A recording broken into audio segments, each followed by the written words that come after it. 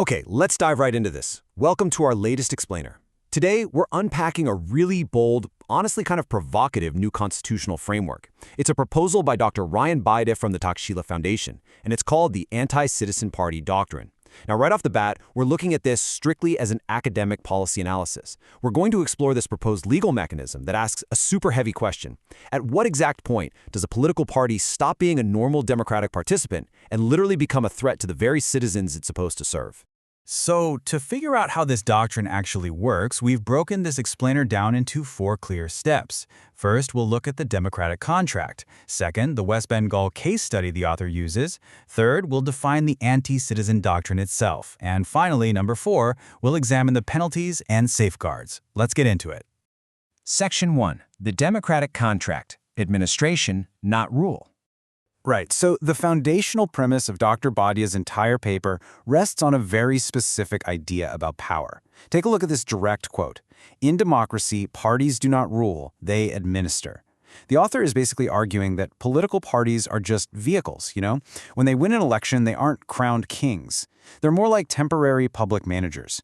The state's treasury, the police force, the welfare systems, none of that belongs to the party. It belongs to us, the citizens.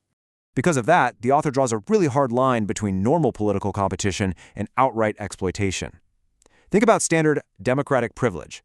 A party gets a mandate, right? And with that, they get access to public instruments, like the police and welfare programs, specifically to serve the public. But a democratic betrayal happens when those secret public instruments are completely hijacked for private enrichment, extortion, or political revenge. The paper argues that when this betrayal becomes systemic, well, electoral participation stops being an unconditional right. Section 2. The West Bengal case study, a catalyst for action. To actually see how this builds into a real-world application, Dr. Baida grounds his proposal using the Trinamool Congress, or TMC, in West Bengal as his primary case study. And I want to be really clear here. We are looking strictly at the specific reports and allegations that the author himself cites to build his constitutional argument. The paper points to a really wide array of allegations against TMC-linked figures. We're talking everything from extortion and arms recovery, all the way to the diversion of relief materials and severe post-poll violence.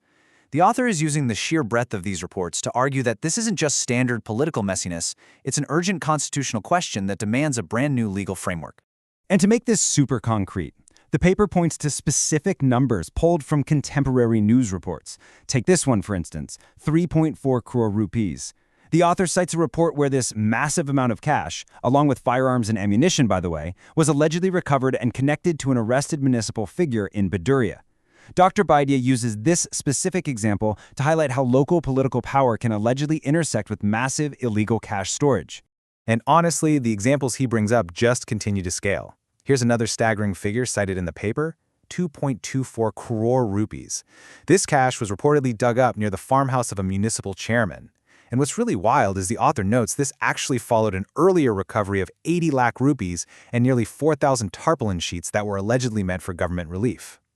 So the paper's building a very distinct narrative here, that public resources, the exact things meant to protect citizens, are allegedly being stockpiled for private or party use. Now, the author's argument really hinges on the idea that these aren't just isolated one-off incidents. When you trace the various arrests cited across different areas, it reveals a pattern. It's like a giant puzzle. You have Kolkata Municipal Corporation councillors like R.G. Das Thakur and Sachin Singh arrested on extortion allegations. Mahesh Sharma, also extortion. Bijwajit Mandal, assault and molestation allegations. The author is using this specific data to show a pattern that spans multiple municipal levels and leadership roles. He's arguing it's a deep organizational issue, not just a few localized disconnected problems. But Dr. Baida stresses that the issue isn't only about money, it's fundamentally about citizen safety.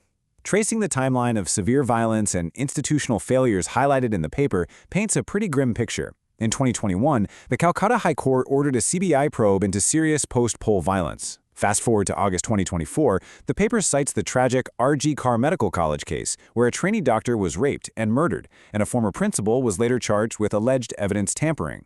By January 2025, we see the first conviction in a CBI-investigated post-poll violence case. So the author's main point here is that when repeated violence, intimidation, and alleged evidence tampering happen under a party's ecosystem, it seriously challenges their basic democratic legitimacy. Section 3. The Anti-Citizen Doctrine, defining structural rot. Okay, so let's transition from the problem over to Dr. Badia's proposed solution. And honestly, this requires a major conceptual leap. Traditionally, parties rely on individual misconduct, the classic bad apple defense. If one counselor takes a bribe, a party can just throw their hands up and claim it's a personal crime. But compare that to structural criminality. The author argues that when arrests and allegations span across municipalities, colleges, and relief networks, and when leadership allegedly protects these individuals, the whole bad apple defense completely collapses. We have to move from individual prosecution to demanding party-wide accountability. So the absolutely crucial point here is this specific definition. What exactly is an anti-citizen political organization? Well, the paper defines it as a party that systematically engages in, protects, or benefits from corruption, violence, and exploitation, rendering it structurally anti-citizen. It's a really, really high threshold. We aren't talking about a single scandal here. It's about a party organization itself becoming a shelter and a beneficiary of crime, where the conduct is widespread, it's repeated, and it's structurally protected by leadership. Now, you might be wondering at this point, is this just a partisan attack on one specific party? And the author includes a massive explicit caveat here. The doctrine applies equally to all parties, whether it's the TMC, the BJP, the Congress, the CPIM, or literally any future regional or national party. Dr. Badia insists this absolutely must be a neutral constitutional tool. The name on the party flag is entirely secondary. The actual conduct is primary. It's about democracy having a mechanism to defend itself across the board. Section 4. Penalties and safeguards, preventing authoritarianism. Of course, giving the state the power to literally ban a political party sounds incredibly dangerous, right? I mean, how do you prevent the ruling government from just deleting its rivals? Well, Dr. Badia proposes what he calls a penalty ladder. It isn't just jump straight to the nuclear option of a ban. Step 1 is an independent inquiry. Step 2, disqualify the specific guilty individuals. Step 3, seize illegal assets. Step 4, audit the party-linked financial networks. Step 5, the party actually loses public funding and its election symbol. And only at Step 6, the absolute final resort for a fundamentally corrupted party, do we see a full electoral ban. And to really reinforce that this isn't about political revenge, the proposal outlines strict, mandatory safeguards. This whole process cannot be triggered by some simple executive order from a rival politician. No way. It requires an independent investigation by a constitutional tribunal or the Supreme Court itself. It mandates public evidence, judicial hearings, a really high standard of proof, and a guaranteed right to appeal. The author argues that without these safeguards, the doctrine would be totally authoritarian, but with them, it becomes a rigorous, necessary tool of democratic self-defense. As we wrap up this explainer, I want to draw your attention to a really powerful quote that perfectly summarizes the underlying philosophy of Dr. Badia's paper. The citizen is higher than the party. The core argument he's making here is that the right of citizens to live without fear, the safety of voters, and the protection of public funds, those are all fundamentally greater than a corrupt party's right to just continually contest elections. A party that uses democracy to capture power and then uses that power to exploit citizens, well, the paper argues they simply forfeit their democratic legitimacy. Which leaves us with this final, incredibly provocative question. Should anti-citizen parties actually face an electoral ban? It really forces us to think deeply about that delicate balance between protecting open democratic participation on one hand and ensuring basic public safety on the other. Where exactly do you draw the line? I hope this explainer has given you a clear, structured way to think about this complex constitutional proposal. Thanks so much for joining me, and keep exploring.